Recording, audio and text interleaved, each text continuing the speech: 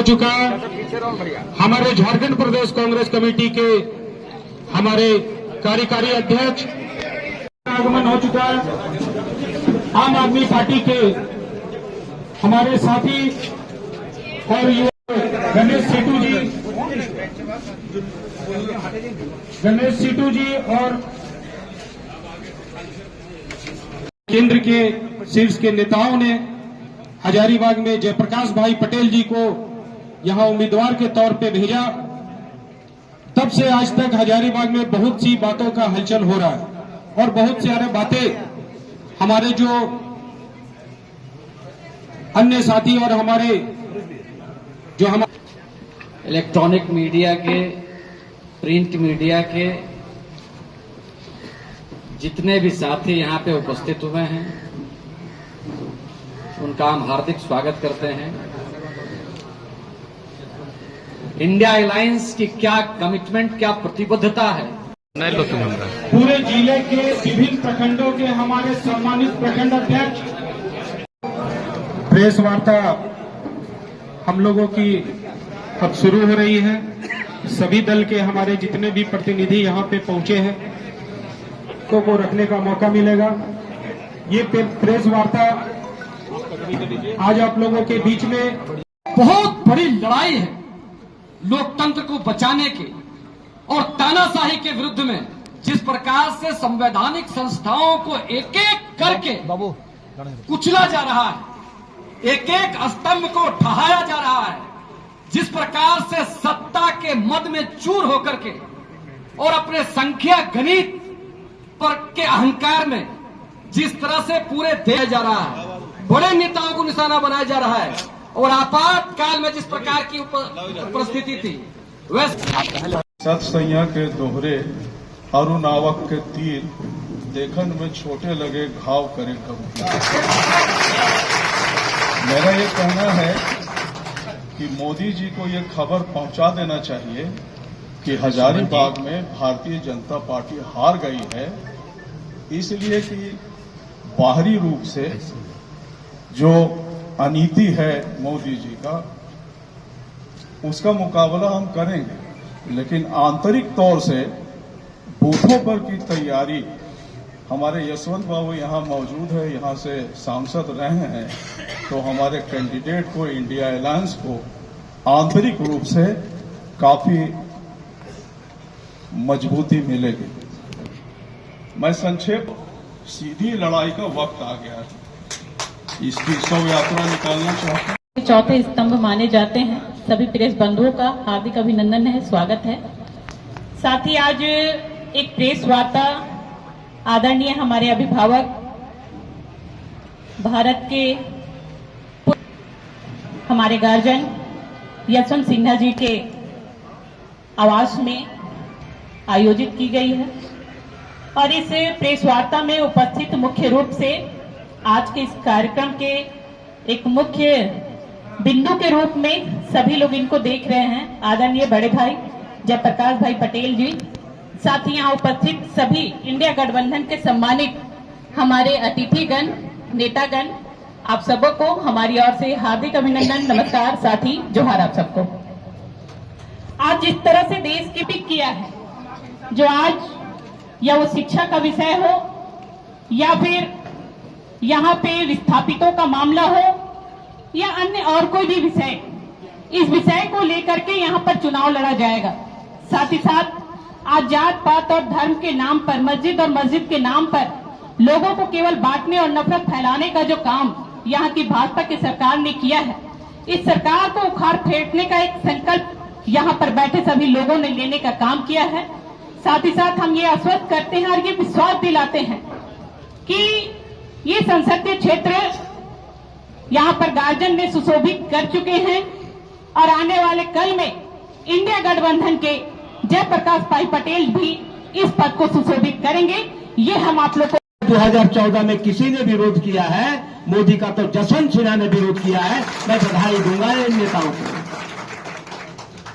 मैं बधाई देता हूं अपने जिलाध्यक्ष जी को, जिन्होंने, मैंने आग्रह इनसे किया कि गठबंधन के साथियों के एक प्लेटफार्म पर लाने का काम करें और मैं आन के 2-3 दिन मजदूर का बेटा है हमने इसलिए जेल भेजाया, दलित की बात करता है इसलिए भेजाया। क्यों भेजाया भाई? दलित के 2-3 उदाहरण दे दो सर। हमारे ये है हमारे उदाहरण, क्यों जेल भेजा गया? कारण है कि कोरोना के बाद गरीबों के तन पर 4 बार कपड़ा दिया इसलिए जेल भेजाया। ये बात बताए पत्रकार बंधुओं, कोरोना के बाद में यदि जो हेमंत सोरेन जी ने गरीबों के तन पर कपड़ा नहीं देते तो जेल के सलाखों में नहीं बंद होते। ये हमारी गारंटी है कि हम गरीबों के तन पर कपड़ा दिया। और मोदी जी के अबू आवास, और खास करके हमारी गारंटी है और मोदी की गारंटी देखिए, 15 करोड़ रुपया मिल लो का, और मेरी गारंटी है 15 लाख उन्होंने गारंटी दिया लेकिन मिला नहीं।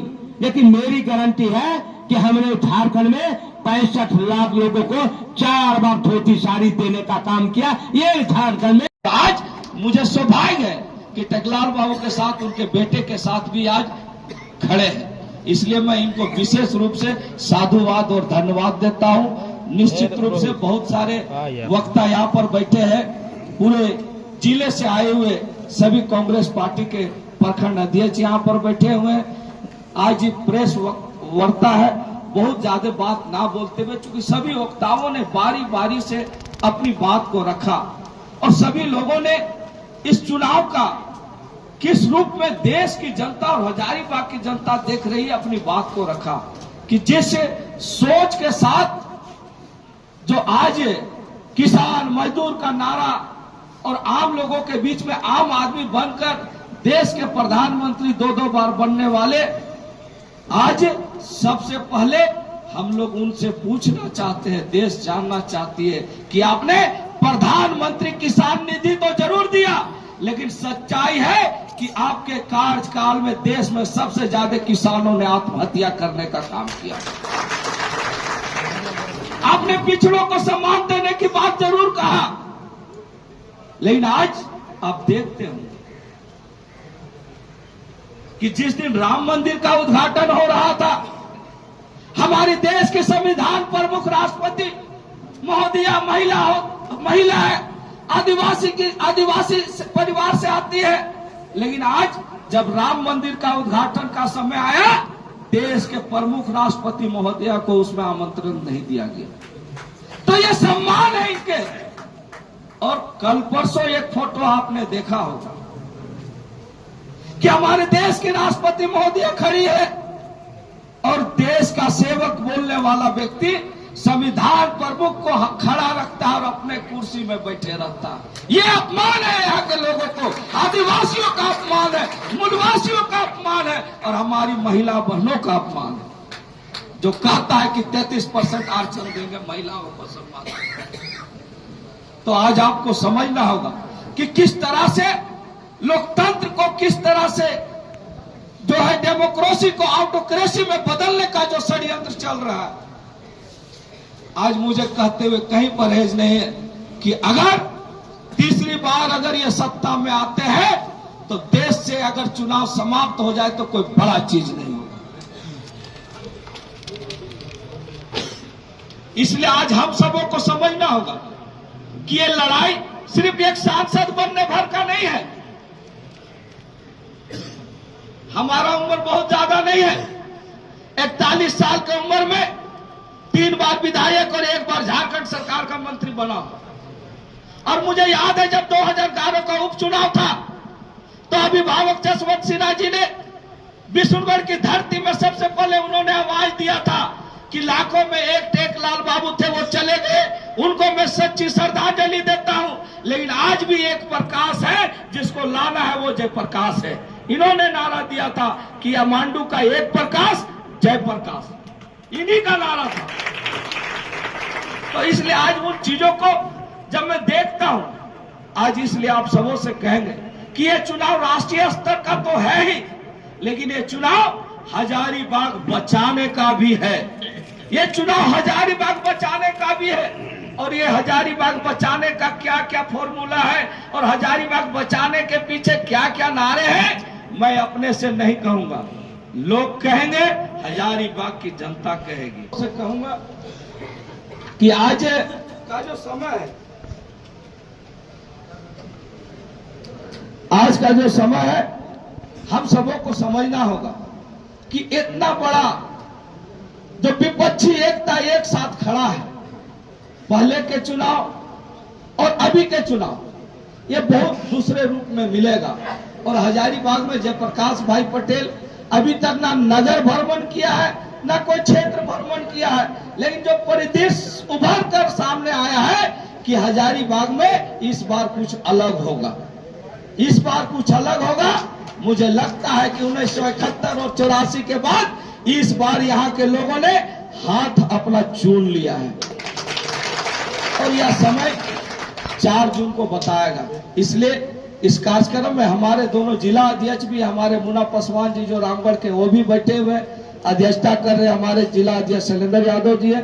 निश्चित रूप से इन सबों का सहयोग भी हम सबों को मिल रहा है। हमारे अभिभावक स्वरूप जिन्हों झारखंड मुक्ति मोर्चा के पूर्व केंद्रीय महासचिव रहे, आज भी जहां भी मिलते हैं तो इनका मान आदर मान सम्मान हमारे प्रति रहता है। क्या अपील था सब लोगों से? आपने रिकॉर्ड नहीं किया।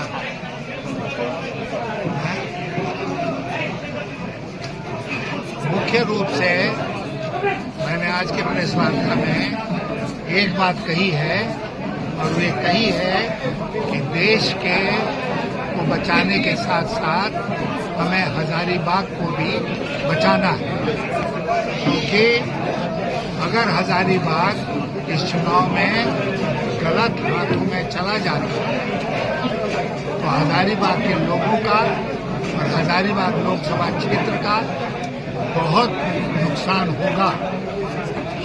हम सब जानते हैं कि हजारीबाग विधानसभा में पिछले 10 वर्षों में क्या हुआ है।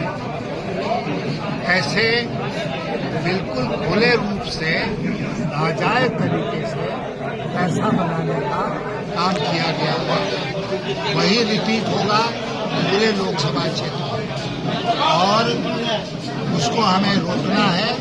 और उसको रोकने के लिए हमारे पास जो योद्धा है वो है जयप्रकाश भाई पटेल, वो इसको रोकेंगे। और इसलिए हजारीबाग को बचाने के लिए और देश को बचाने के लिए जयप्रकाश भाई पटेल यहाँ से चुनाव 18 में भाजपा छोड़ी, कहीं न कहीं कश्मीर नीतियां जो थी केंद्र सरकार की यानी मोदी सरकार की, वहां पर आपकी नाराजगी थी सर।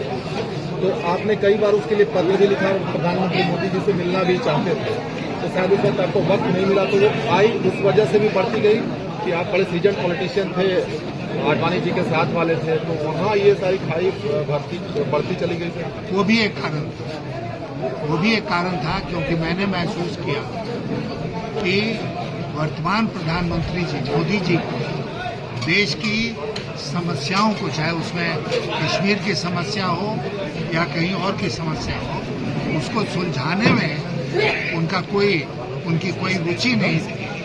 वो केवल और केवल प्रचार के आधार पर देश के ऊपर शासन करना चाहते, केवल प्रचार के आधार पर। और जैसे उन्होंने इस देश के मीडिया को बंधक बना दिया, उससे साफ जाहिर है कि कैसे ऊपर बैठे लोग वो उन्होंने अपने ग्रिप में ले लिया। आप सब ईमानदारी से अपना काम कर रहे हैं, लेकिन आपके जो बॉसेज हैं वो मोदी जी के चंगुल में। वित्त मामले में भी आपने कई बार से सलाह देने की कोशिश की, चिट्ठियां भी लिखी, तो उनको जरूरत नहीं है। जरूरत नहीं है? नहीं, एकदम जरूरत नहीं है। सच्चे सलाह की, सही सलाह की उनको जरूरत नहीं है। 2018 के बाद कभी मुलाकात पर्सनली मोदी जी से हो पाई सर? नहीं, तो हमने प्रयास किया, लेकिन ये दौड़ रही